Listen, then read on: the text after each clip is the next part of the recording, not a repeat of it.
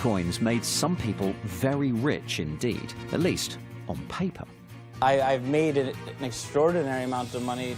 For some investors here, it's a roller coaster ride as values plunge. My son says, hurry up and become a Bitcoin millionaire, Mum. We discover the power behind Bitcoin. Every single one of these is a desktop computer. There are thousands of them. But is this all just some media hype? It's human nature to jump on the bandwagon. It's what every great bubble is made of, and they're calling this the greatest bubble of all time. And behind the hype, we uncover a plain, old-fashioned scam. What are we all here for today? Money. Show me the money. Tonight on Panorama, who wants to be a Bitcoin millionaire?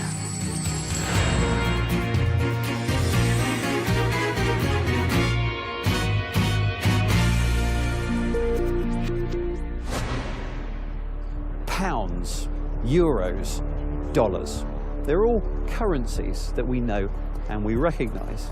Now, we might think that we could all do with a bit more of it, but at least we know what money is and how money works. We keep it in banks and we spend it. But now there's a new currency which has got everyone talking, and it is very different. It's called Bitcoin. Have you heard of it? I don't really understand it, but yes, I have heard of it. I do, and I wish I got in on it about a decade ago. That would have been quite nice. I know some people are making a lot of money and some people aren't. And I do also think they're a load of crap and it's just a con. I've been following Bitcoin for the past 5 years, and even now there's still a lot of confusion about it. For one thing, it might be called Bitcoin, but there aren't actually any physical coins or notes. You can't hold it in your hand. Bitcoin is a new type of currency called a cryptocurrency, and it only exists digitally. Now, actually, there are quite a few different types of cryptocurrencies, but they all have one thing in common. They all operate completely separately from the normal banking system. When you buy something using cryptocurrency, the banks don't handle the payment. They don't check the payments. In fact, they don't even know about the payments. There are shops that accept cryptocurrency, where instead of using your bank card to take money from your bank account, you scan your phone instead. Transactions confirmed. Thank you. But the reason you've probably heard of Bitcoin is because its value has gone through the roof. Even with its recent crashing price, if you'd have bought £50 worth of Bitcoin at the beginning of 2011, it would now be worth more than £1 million. I'm going to find out if we've all missed the boat or whether it's still possible to become a Bitcoin millionaire. It started as something for computer geeks, but it's now moved into the mainstream. This is Millie. She's a Newcastle mum with 3 kids and 4 pugs. She's been buying and selling books on the side for almost 15 years, but now her new hobby is investing in cryptocurrency. 30,000 books I had to hand sort, yeah. Took me a whole year to do it. Considerably more hard work than dabbling with Bitcoin. My son says, don't do the books anymore. Hurry up and become a Bitcoin millionaire, Mum. She heard about it before Christmas, and she's been dabbling for the past couple of months, and has also earned commission getting family members to buy too.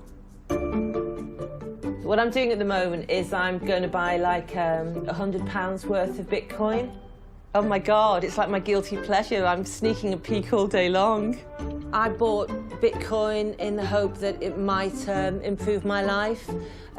If I lose my 400 or 500 quid, c'est la vie.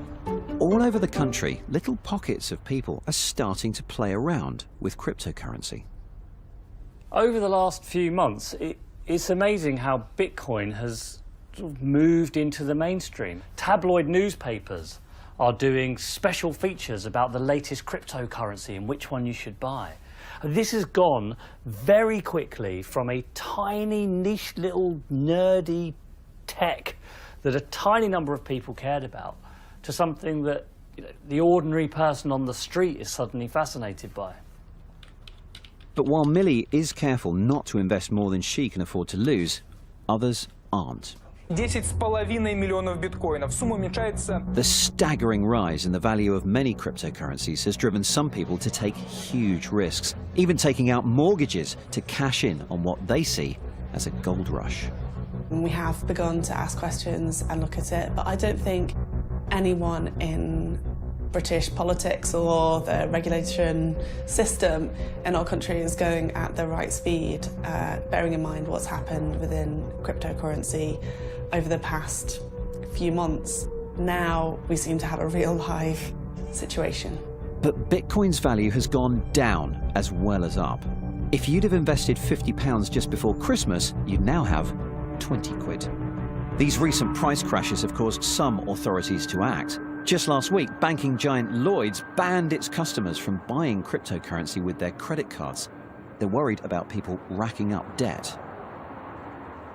The idea behind cryptocurrencies is that it's a way of storing money and making purchases without involving the banks. But remember, the banks don't just hold our money, they also keep a check on who has paid what. They are a trusted central point. So how do you do banking without the banks? When you want to buy something normally, using your normal bank card, this is what happens. I give my card details to the shop asks the bank if I'm good for the money. The bank checks its records to see if I've got enough in my account. If I do, it lets the shop know.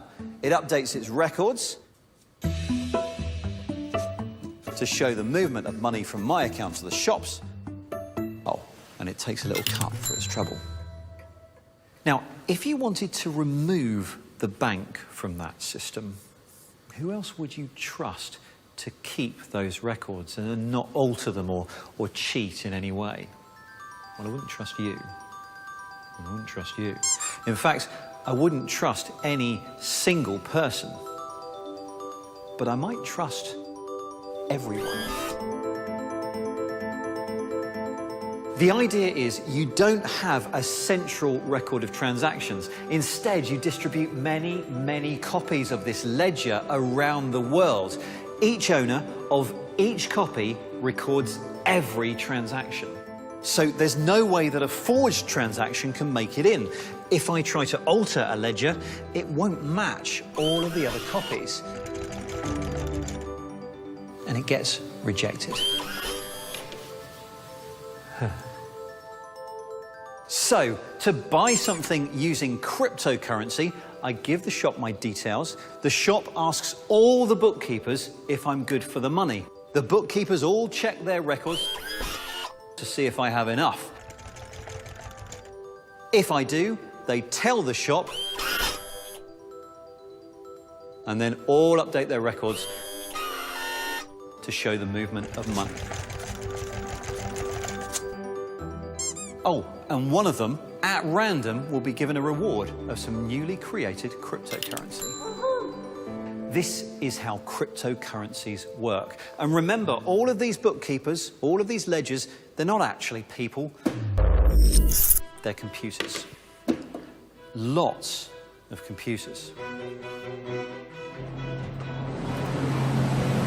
And I mean a lot. That random reward for being a bookkeeper is an important point. It was the original incentive for people to use their home computers to help keep the books. But I feel the scale of these places is tipping the odds away from average investors. Every single one of these is a desktop computer. There are thousands of them, all wired together and all doing one thing. Bookkeeping for cryptocurrency. And because every so often they get that reward of new cryptocurrency, they call this operation mining. Now, this particular mine contains 20,000 machines, a very expensive setup. as well as the cost of all of this hardware, running an outfit like this also costs a lot in electricity. That's not just electricity to power the computers, but also to power the cooling systems to stop this lot overheating. That's why they put this one in Iceland. Like a lot of mass computing operations, north is best. It means you don't need to run energy-hungry air chillers. You just suck in that freezing air from outside. Oh, and the electricity here is geothermal and really cheap, thanks to the volcanic activity just underground. Despite all of that, though, this place spends more than €1 million a month on electricity.